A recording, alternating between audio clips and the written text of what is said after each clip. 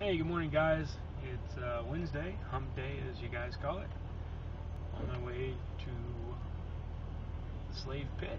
On my way to work. 7:40 in the morning. It's really nice out. It's supposed to be a nice day today. It's supposed to be sunny with a high of 90. So, sounds like it's going to be nice. Unfortunately, I will be chained to my desk the majority of the day. Gotta make that coin. Anyway, what are we going to talk about today? As many of you guys know, I solicit your help in my blog topics. And a lot of you guys know Rob, my friend.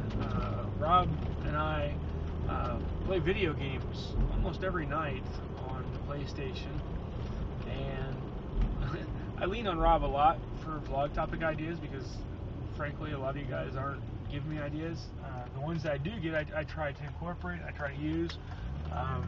But when I don't have something to talk about, I ask Rob what he thinks.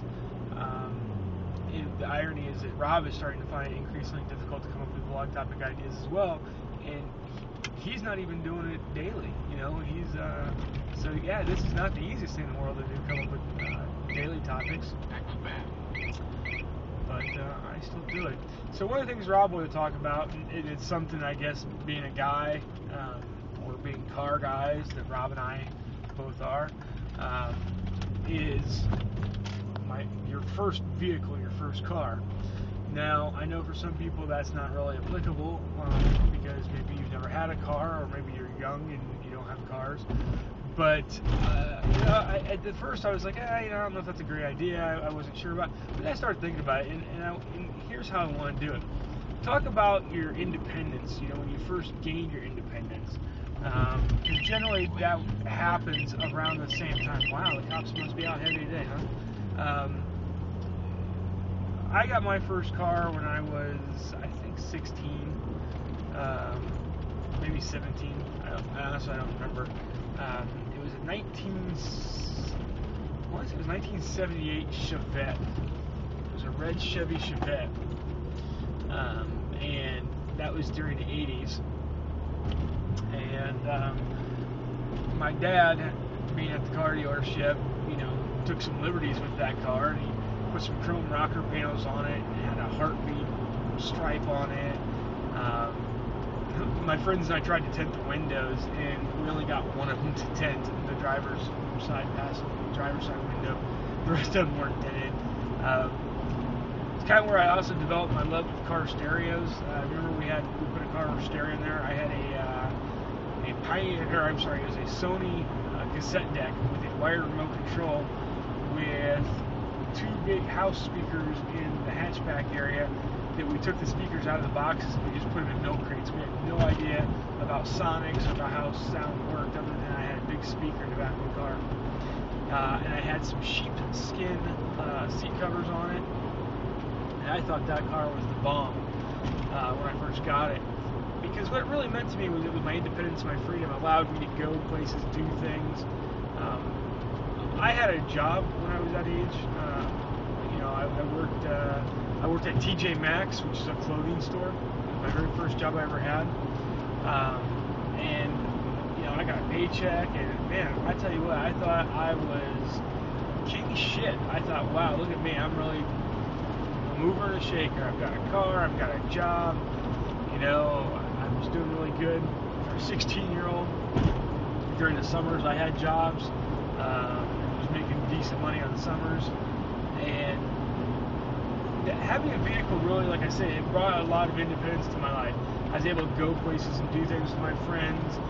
We started venturing outside of the couple mile radius of the house that you went to when you walked, and we started traveling a little bit.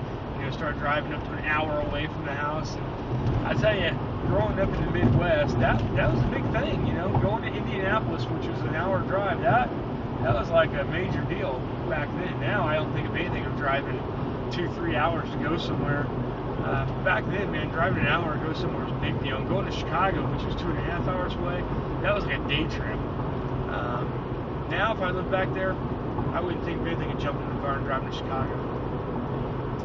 But I remember, that car and the memories that it brought, to rob and stuff. I remember we had a closed campus for lunch in high school, which means you don't get to leave school to go anywhere for lunch. You have to stay on campus. And the only time they did open it was during finals, which I always thought was really weird. They would let you go off campus for lunch during the time when you need to be there for testing. But anyway, they did. And the thing they would do though is if you weren't back in time, like if you were late coming back from lunch, they would lock the doors and you would not be able to get back in and do your finals. And I remember Rob and I, during one of the finals, went to a video game place and we were playing video games. And we were all stressed out because we were running late and didn't know what to do. So we rubbed our hands all over the tires of the car and then rubbed our hands on our faces and got tire dirt all over us. And we told them that we had a flat tire and they felt sorry for us and let us back in. But yeah, that was it. That was my first car, 1978 Chevette. So tell me, what was your first car, or tell me about your first independence and what gaining your independence means or meant to you. Leave that in the comment down below there. Remember to help out by giving me blog topic ideas for the future. I hope wherever you are, it's as nice as it's going to be here today, and I hope you guys enjoy your day. As always, I want to thank my friends and family and supporters for helping me out. And I want to say, Regina, I love you. Samantha, I'll talk to you again today. Everybody else, have a great day, and I will talk to you again real soon. Bye.